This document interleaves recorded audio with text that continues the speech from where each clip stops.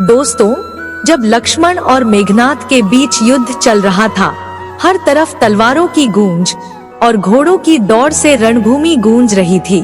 लेकिन इसी बीच मेघनाथ ने माता सीता को एक ऐसा रहस्य बताया जिसे सुनकर आप हैरान रह जाएंगे। तो दोस्तों, इस रहस्य को जानने के लिए वीडियो को अंत तक जरूर देखें और जानें कि मरने से पहले मेघनाथ ने सीता को कौन सा रहस्य बताया। तो चलिए दोस्तों, वीडियो शुरू करते हैं। मेघनाथ और लक्ष्मण के बीच भयानक युद्ध हो रहा था। मेघनाथ रावण का वीर पुत्र था। वह पूरे घमंड के साथ लक्ष्मण जी पर एक के बाद एक दिव्य अस्त्र चला रहा था, लेकिन लक्ष्मण जी हर अस्त्र का वीरता से सामना कर रहे थे। अंत में क्रोध में आकर मेघनाथ ने लक्ष्मण जी पर ब्रह्मास्त्र चलाया, लेकिन ब्रह्मास्त्र लक्ष्मण जी के पास पहुंचते ही अंतर्ध्यान हो गया। यह देखकर मेघनाथ हैरान हो गया। इसके बाद उसने पाशुपतास्त्र चलाया, पर वह भी लक्ष्मण जी के पास पहुंचते ही अंतर्ध्यान हो गया।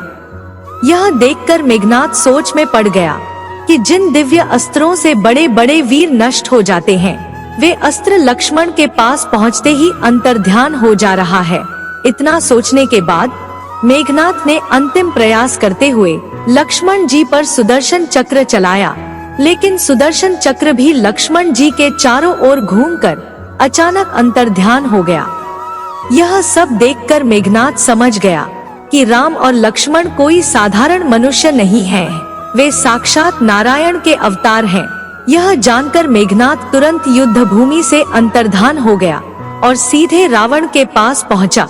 मेघनाथ ने रावण से कहा, पिताश्री, मैंने अपने तीनों दिव्य अस्त्र लक्ष्मण पर चला दिए, लेकिन लक्ष्मण पर किसी भी अस्त्र का कोई प्रभाव नहीं हुआ। अब मुझे पूर्ण विश्वास हो गया है कि श्री राम भगवान विष्णु के अवतार हैं और लक्ष्मण शेषनाग के अवतार हैं। इतना कहकर मेघनाथ कुछ क्षण मौन रहा, फिर धीरे से आगे बोला, पिताश्री, यदि आप लंका को बचाना चाहते हैं तो सीता का मोह त्याग कर श्री राम के शरण में चले जाइए। रावण का अहंकार सत्य सुनने को तैयार नहीं था।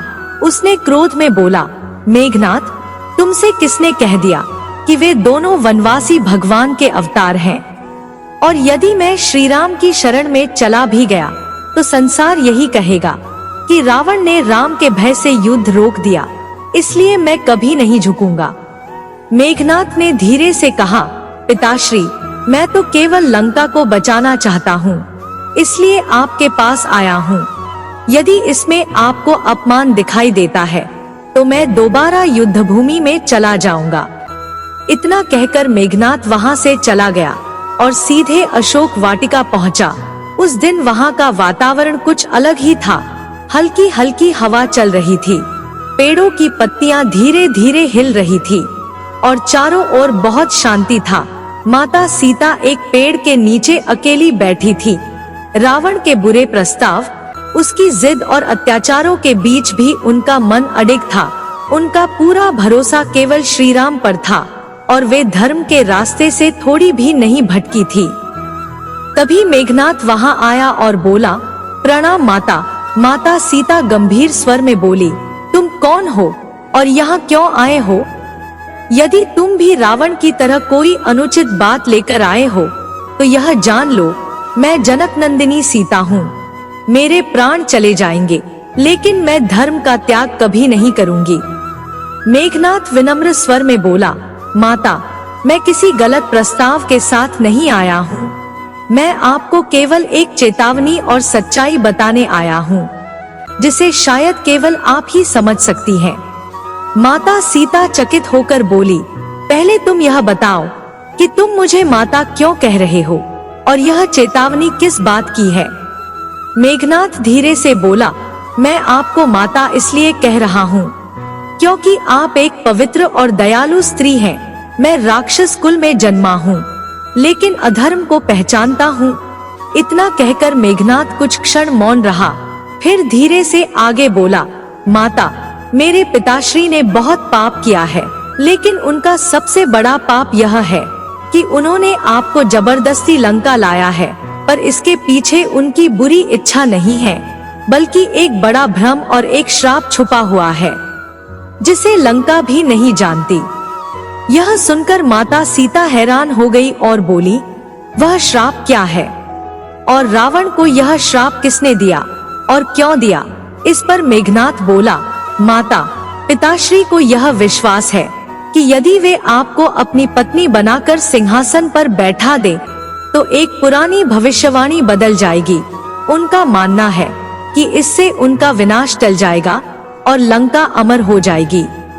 इतना कहकर मेघनाथ कुछ क्षण मौन रहा, फिर धीरे से आगे बोला, माता, पिताश्री शिव जी के परम भक्त हैं और महादेव को संगीत सुनना बहुत पसंद है, इसलिए वे हर रोज कैलाश जाकर उन्हें वादन और भजन सुनाते थे। एक दिन जब वे कैलाश से वापस आ रहे थे, तभी रास्ते में उनकी नजर एक तपस्विनी पर पड़ी। वह तपस्विनी कठोर तपस्या में लीन थी। रावण उसके साधना और रूप से मोहित हो गया और उससे विवाह करना चाहता था, इसलिए वह तपस्विनी के पास गया और उसके सामने विवाह का प्रस्ताव रखा, लेकिन तपस्विनी ने उसका प्रस्ताव ठुकरा दिया। यह देखकर रावण क्रोधित हो गया। गुस्से में उसने उस तपस्विनी का अपमान किया और उसके बाल पकड़ लिए। यह देखकर तपस्विनी अत्यंत क्रोधित हो गई और उसने रावण को श्राप दिया कि तुम्हारा अंत एक स्त्री के कारण ही होगा। अपने अपमान से दुखी होकर वह तपस्विनी आग में कूद गई और भस्म हो गई। इतना कहकर मेघनाथ कुछ क्षण मौन रहा, फिर भारी स्वर में आगे बोला, माता, इसी श्राप के कारण पिताश्री आपको लंका लेकर आए हैं। उन्हें यह भ्रम हो गया है कि यदि आप लंका की महारानी बन जाएंगी तो वह श्राप निष्फल हो जाएगा, पर अब मुझे यह सत्य भली भांति ज्ञात हो गया है कि लंका का विनाश निश्चित है। इतना कहकर मेघनाथ कुछ क्षण मौन रहा, फिर भारी स्वर में आगे बोला, माता, आज मेरे और लक्ष्मण के बीच अंतिम युद्ध होने वाला है और मुझे यह भी ज्ञात है कि आज मेरा अंत निश्चित है, पर मुझे दुख इस बात से नहीं है कि मैं आज मरने वाला हूँ। मुझे दुख इस बात का है कि सत्य को पहचानने का अवसर मुझे बहुत देर से मिला। रक्त और विजय के जिस मार्ग पर मैं चला वह मुझे गौरव तो दे सका, पर शांति नहीं। इतना कहकर मेघनाथ वहां से चला गया। दोस्तों, अब आपके लिए एक सवाल है, आपको क्या लगता है अगर रावण मेघनाथ की बात मानकर श्री राम के शरण में चला जाता तो क्या रावण का विनाश टल सकता था? अपना जवाब हमें कमेंट बॉक्स में जरूर बताएं। और हाँ, अगर आप हमारे चैनल पर नए हैं तो अभी सब्सक्राइब कर दीजिए। वीडियो को लाइक और शेयर करना न भूलें। जय श्री राम।